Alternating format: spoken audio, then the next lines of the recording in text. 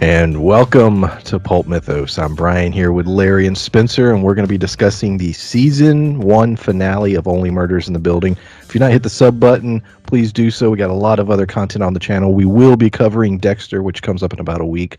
So yeah, let's get into it. And man, this is how you do a season finale. This is how it's done. I want to start simple. We'll go through the whole thing pretty much. How cool was it that we get Tim Kono's POV and sort of him, giving us that introduction and that first part? Spencer, I believe you texted me about that. You were just like, "Oh, the beginning's really cool," or "It's clever." And yeah, the fact that every episode they've gone out of their way to take every character, minor characters, little characters here and there, and obviously Tim's a major character in terms of the overarching story, but everyone gets time on screen to tell their side of the story, to let you know who they are. By the end of this episode, we know pretty much everybody's backstories. We know who these characters are. We know how they think, and it's really just really well done in terms of character development. But it's touching on that and the Tim Kono thing. Yeah, what are your guys' thoughts? Yeah, that was a really cool intro. Yeah, I agree. And it's definitely, like you said, a perspective you didn't expect to get. And no, was it just me, or was that like them like weaving together his narrative for the podcast or was that like from one of his journals or something? I'm not sure. We'd gotten the scene earlier in the season where he was like talking to Mabel. She was thinking about him, and she's trying to figure out what happened, and he's sort of sitting there. So there's been examples of us hearing from him, sort of in terms of how I don't know. There's a show that I tried to get Brian to watch, and he didn't. But The Flight Attendant. And I joke, but that show was really good. It was super funny, but there's aspects where she's, and this isn't spoiling anything, she kills.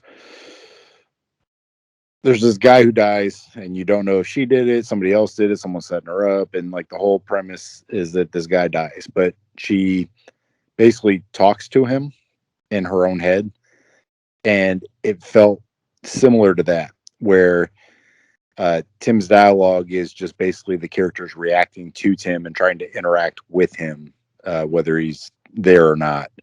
And it felt similar to that as far as importance to the story. It was Herman's Head, dude.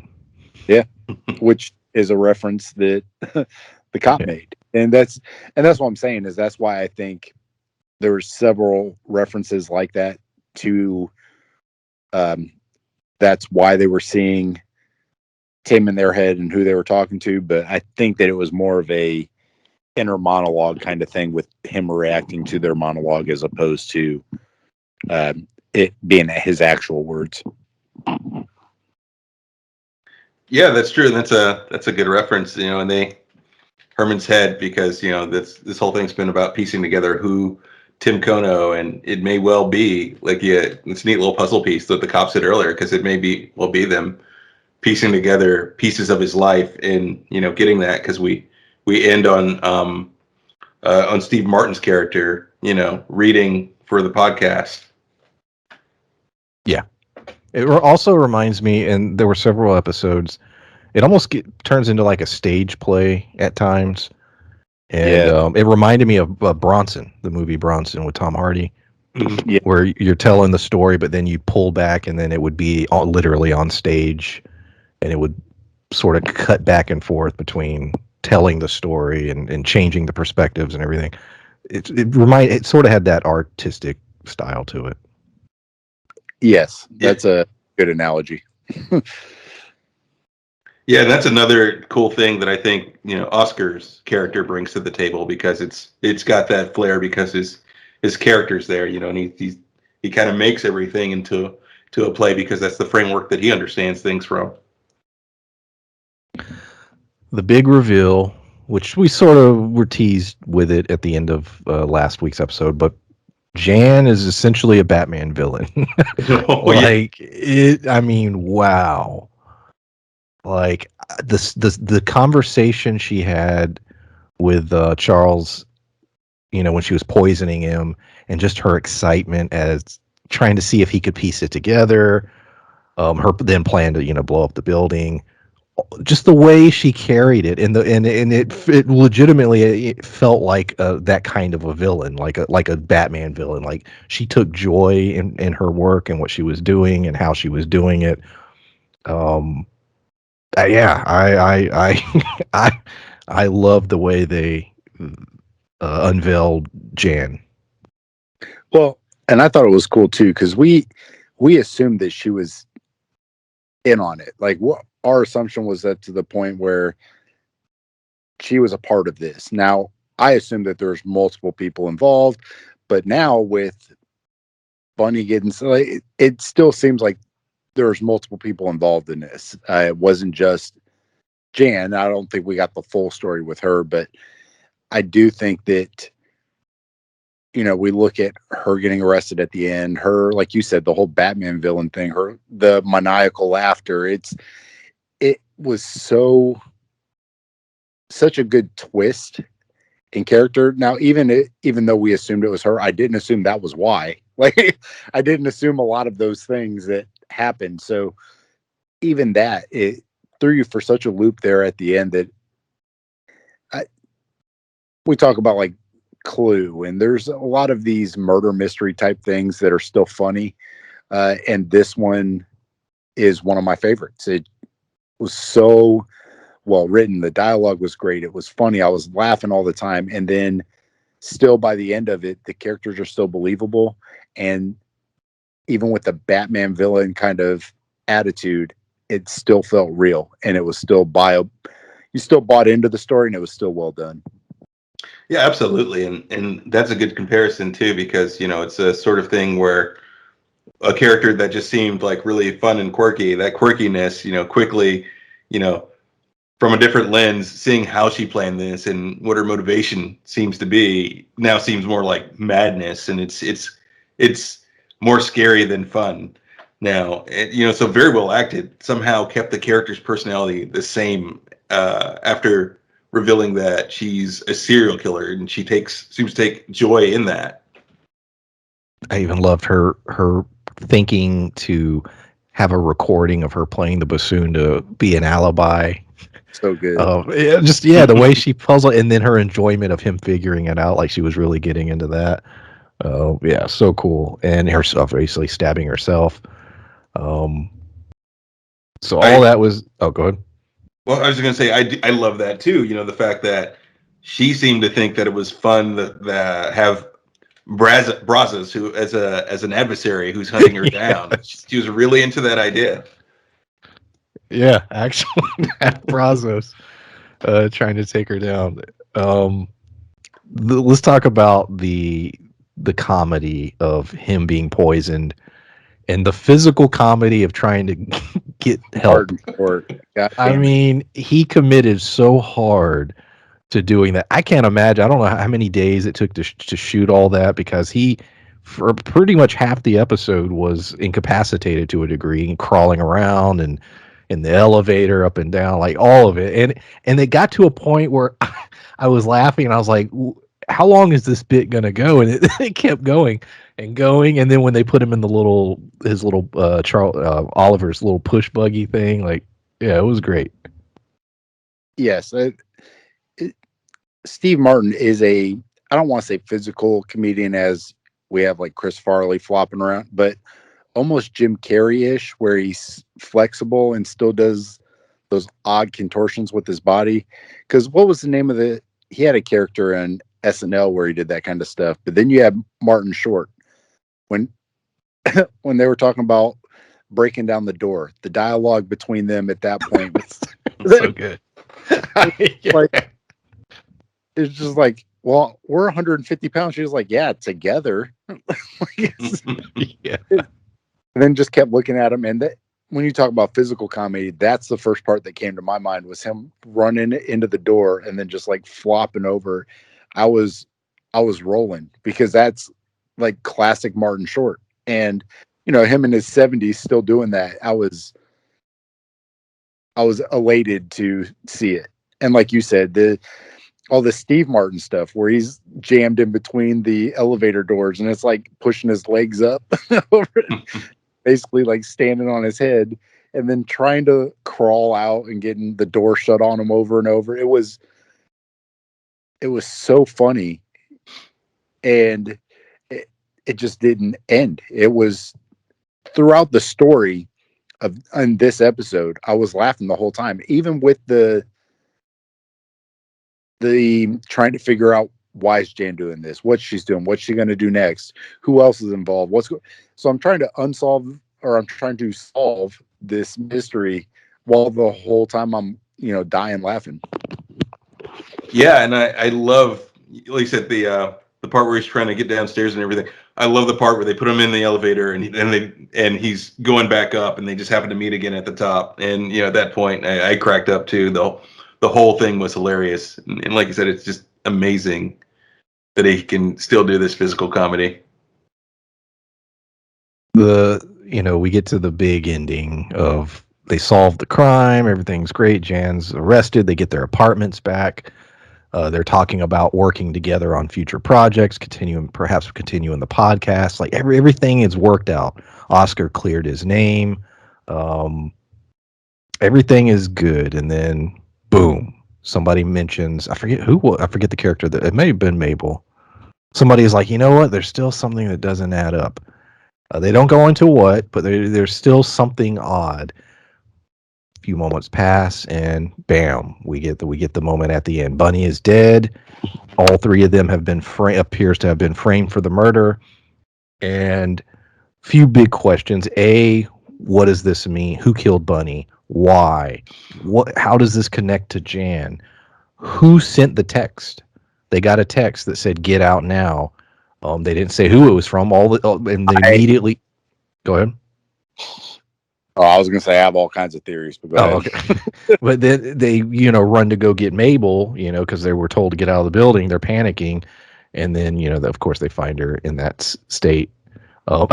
Whoever, it's not funny, but whoever killed Bunny, they put their Only Murders in the Building hoodie on her. like that's, the comedy is subtle at times. It's that old school sort of 70s, 80s style comedy where you have to sort of pay attention to get the joke, but they want to make it look like they're the ones that did it, so they put their hoodie on her and then murder her with Mabel's sewing needle. It's like so obviously bullshit, but I don't know. I thought that was so hilarious. Like whoever did this was like, how can we make it look like it was them? But anyways, Spencer, you say you had a lot of theories. I think it's Oscar, and yeah, and I think there's relationship stuff that they show us that they haven't really fully gone into yet. So there's a lot of aspects where they show that Oscar and Mabel like each other. Even before, when Tim was the one that was into Mabel and you had Oscar that was into Zoe, it still showed Oscar and Mabel looking at each other and kind of joking together and stuff. But I think that Oscar I think he was in on the whole Tim Kono stuff. And I think that once they got Jan out of the way, I think his fear is that Jan's going to basically sing and Oscar's going to get in trouble. So once Jan's locked up, and bitch is crazy, so she is super nuts. So making it stick on her wouldn't be that hard. However, now throwing Mabel under the bus and doing this, kind of putting the focus back on the Only Murders crew, it takes the focus off of him. And I think he was involved in Tim's death, and I think he was also involved in Bunny's death. Well, that's because you mentioned like previously before we got to this episode, also Oscar's dad. So do you think Yep. like maybe they're both involved somehow? And that's a good point because Oscar early on was trying to get them to drop the investigation, and then all of a sudden was very involved after they wouldn't drop it. So that's a good And point. he was what, 10 years? Yeah. He was in prison, 10 years. and he seemed to be just jolly, over it and okay. And I'm like, man, you were wrongfully sent away for 10 years. And that's what I'm saying is I think that Tim Kono did see what happened, but I think that his assumption is Mabel also knew what happened, and they basically let him take the fall for it, because at that time, Tim Kono and Mabel were kind of a thing, and they were hanging out and stuff. So I think that his assumption is that Mabel let him get sent away for 10 years. Well, here's my question too, and I think, and I think they kind of telegraphed this towards the end that may be the case, even though it's not 100% certain. That the police officer tipped them off, which leads me to believe. I agree. I was thinking that was You think that the possibility. Whoever sent that as they walk out, she's like, "Don't say nothing." Mm-hmm. And that felt like a lawyer type advice, but maybe there's something known because that is the question: who sent the text? Because they didn't recognize it. They were yeah. Well, yeah, and she warned them earlier that the department seems to be wanting to cover this up for some reason. That's right. So this was bigger than just a murder. Something, this was high up. It seemed like this was being covered up, and we know, obviously, with the Teddy stuff, that there's a lot of that operation. There would be a lot of money involved, and a lot of people would probably get a piece. And so there's, when you think of that too, that might also possibly tie in. Yeah, basically, getting them locked up would put them out of commission, because if they're constantly doing this podcast about all these things, they're shedding light on, obviously a criminal operation that's going on inside of this building. Well, yeah, and it seems it's possible that Jan was hired to do what she did is the thing, and that would make me think that would be a primary reason for them wanting to cover things up as well. Is if someone hired Jan to do this, because she says that what she does isn't a compulsion the same way it is with other serial killers, that she doesn't have to do it the same way, and so. That implies to me that maybe she does this for money, and perhaps that note was a literal threat to throw them off from someone else, whoever hired her. Yeah. That note was somebody. Yeah. There's so many possibilities. The question is, does it all lead back to gut milk? That would be fantastic. if whoever. Like if it's Joe Rogan, because they had Sting this season, just that like little offshoot cameo. If Joe Rogan comes in, he's like the creator of Gut Milk, and he's got this huge podcast thing, and he's threatened by their popularity all of a sudden, and Joe Rogan's the one that like gets them all hemmed up. See, Gut Milk will play into this somehow, guarantee you. There better be a Gut Milk reference. But yeah, just a great season, lots of great characters, some that only appeared in single episodes, lots built for a season 2, officially greenlit. It is happening. Hopefully they'll go into production soon and we'll get it next year. And they didn't say how many episodes, but I would assume the same. I don't see why not.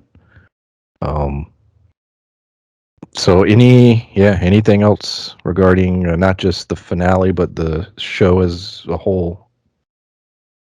I mean, we've praised it quite a bit, so I'd like to continue to praise it, but it's beating a dead horse in a positive way, I guess. But I am looking forward to season 2. I am looking forward to see.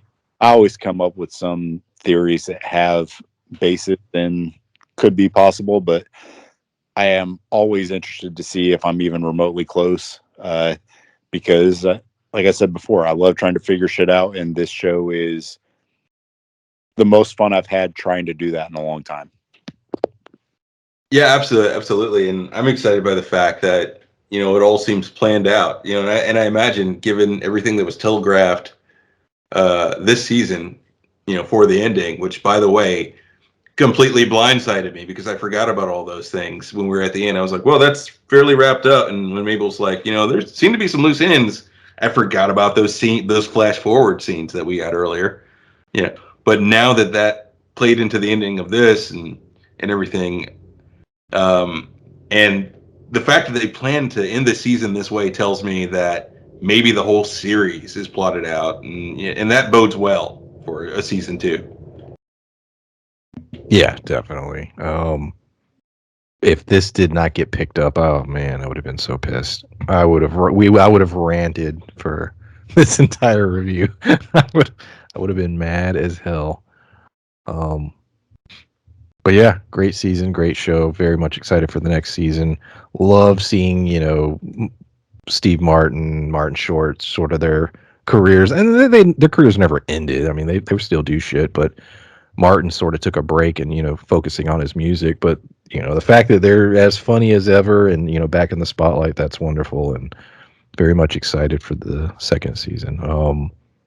So yeah, we appreciate everyone listening. Like I said, Dexter coming up. We'll be doing that. What's the other show? I forget. What was Walking.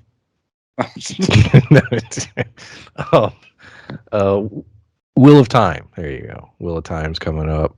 So a lot of different stuff coming up. Appreciate everyone listening, and we will see y'all next time. Bye. Bye.